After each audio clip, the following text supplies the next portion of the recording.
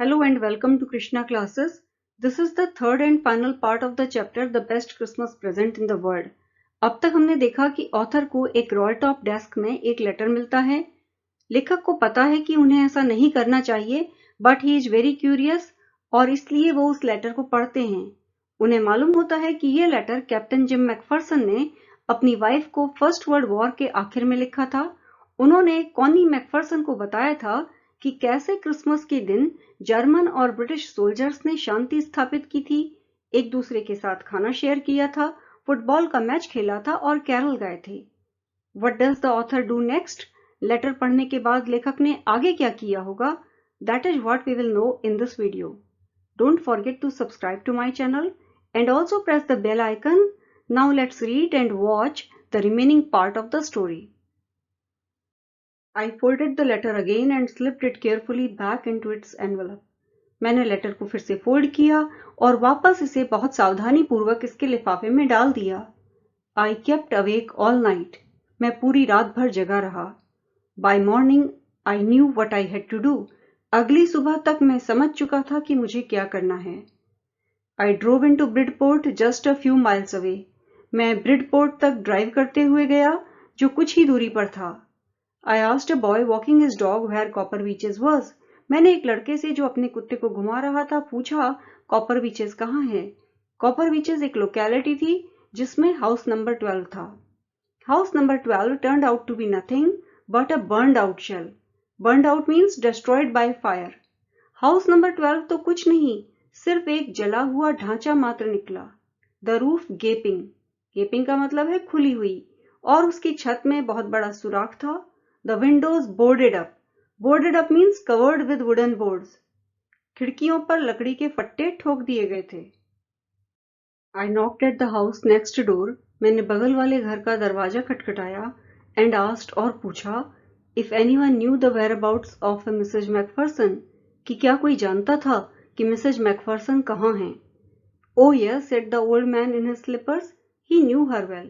चप्पल पहने हुए बूढ़े आदमी ने कहा, हाँ, वो उन्हें बहुत अच्छी तरह जानते थे। A lovely old lady, he told me. Mrs McPherson एक बड़ी प्यारी बूढ़ी महिला हैं, उस बूढ़े आदमी ने मुझे बताया। A bit muddle-headed. Muddle-headed means confused. थोड़ी confused हैं, but at her age, पर उनकी उम्र में, she was entitled to be. वो confused रह सकने की entitled थीं, हकदार थीं। Wasn't she? थीं कि नहीं? 101 years old. वो 101 साल की हैं। She had been in the house when it caught fire. वो घर में ही थी जब उसमें आग लगी। No one really knew how the fire had started. किसी को नहीं पता था कि आग की शुरुआत कैसे हुई थी। But it could well have been candles. पर बहुत संभव है कि मोमबत्ती से ही या कैंडल से ही आग लगी होगी। She used candles rather than electricity. वो इलेक्ट्रिसिटी यूज करने की बजाय कैंडल्स ही यूज करती थी, because she always thought electricity was too expensive, क्योंकि वो हमेशा ये सोचती थी कि इलेक्ट्रिसिटी बहुत एक्सपेंसिव है, बहुत महंगी है। The fireman had got her out just in time. Fireman ने उनको जस्ट इन टाइम या एन मौके पर बाहर निकाल लिया था। She was in a nursing home now, he told me. Burlington house on the Dorchester road on the other side of town. उस व्यक्ति ने मुझे बताया कि अब वो शहर की दूसरी तरफ डॉर्चेस्टर रोड पर बर्लिंगटन हाउस नाम के नर्सिंग होम में हैं। I found Burlington House nursing home easily enough. मुझे बर्लिंगटन हाउस नर्सिंग होम आसानी से मिल गया। There were paper chains up in the hallway. Hallway में पेपर की चेनें लटकी हुई थी।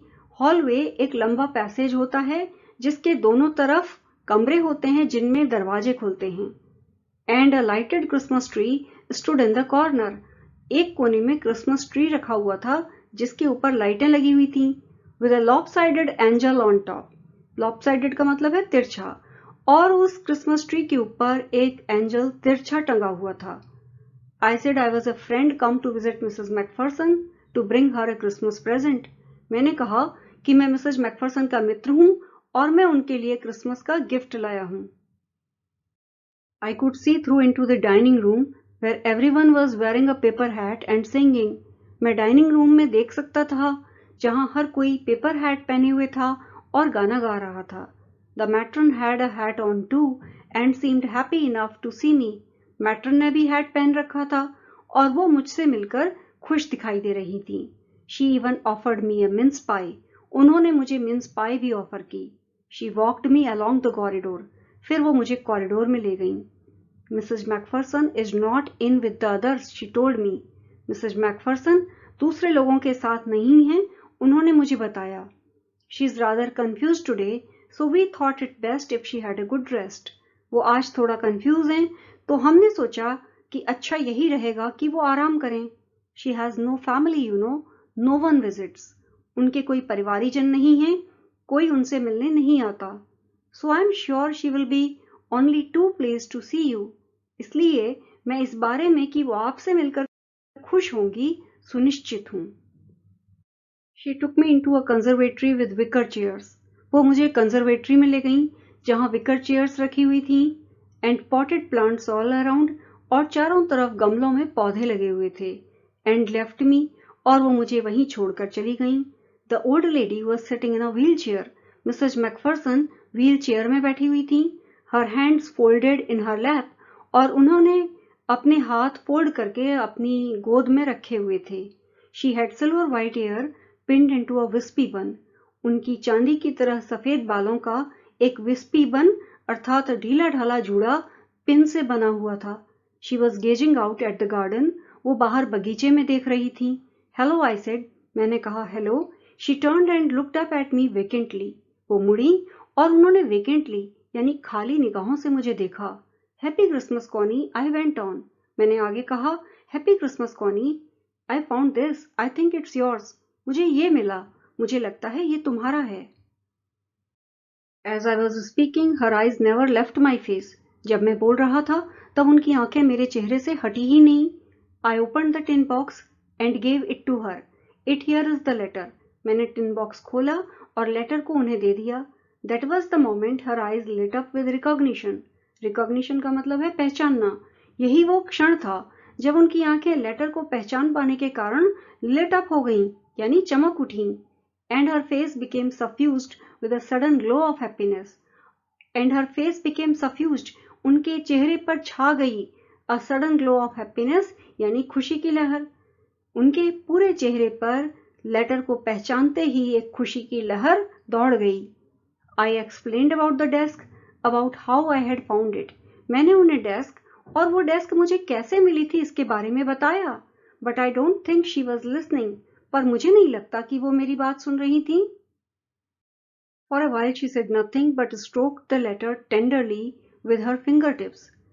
कुछ समय तक उन्होंने मुझसे कुछ नहीं कहा, लेकिन वो अपनी उंगलियों के पोर या फिंगर टिप्स धीरे धीरे उस लेटर पर टेंडरली यानी कोमलता से फिराती रहीं, उसे स्ट्रोक करती रहीं. Suddenly she reached out and took my hand. अचानक उन्होंने हाथ बढ़ाया और मेरा हाथ पकड़ लिया.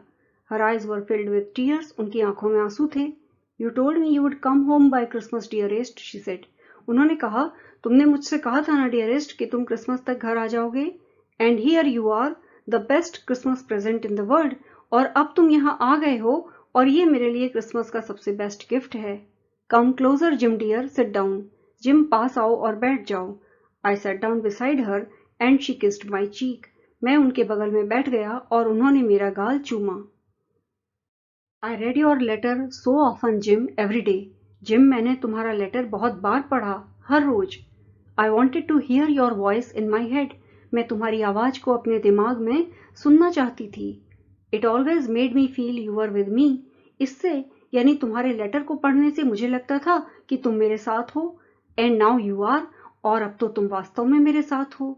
Now you are back. You can read it to me yourself.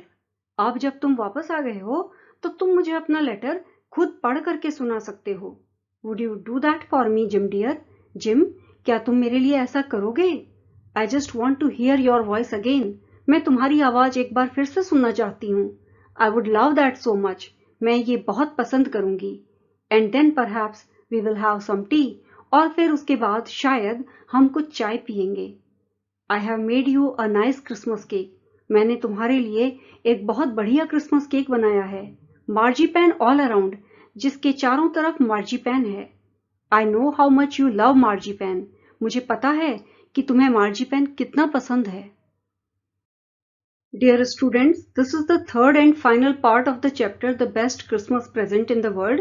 The moral of the story is that war and fight only bring sadness and destruction. People die in the war, so countries should follow the path of peace and goodwill. This would be the best Christmas present in the world. The story also depicts that soldiers too want to live peacefully with their families. I hope you were able to understand it. Video को like करना, share करना और comment करना मत भूलिएगा। Video देखने के लिए बहुत बहुत धन्यवाद।